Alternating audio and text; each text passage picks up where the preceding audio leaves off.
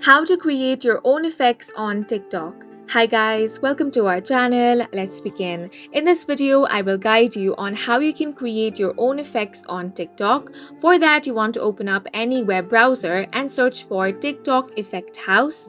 Then click on the very first website, which is effecthouse.tiktok.com. Now remember that you can only do this on Windows or MacBook. Once you open this website, you can sign into your account. For that, you can click on the login option, then enter your credentials, or you can also scan your QR code to log into your TikTok account.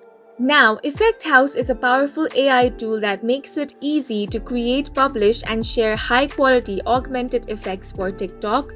Made with both beginner and advanced designers and developers in mind, Effect House empowers creators to build interactive experiences for TikTok users around the world. Now, you cannot do this on the website itself, so for this, you want to click on the download option. Once you click on this, the downloading will begin. Now, after the downloading has been completed, you can simply open the file. Then install the Effect House app on your laptop or PC. Open the application and then you can start using it. And that's it for this video. If you found it helpful, please make sure to hit the like button and subscribe for more videos like this.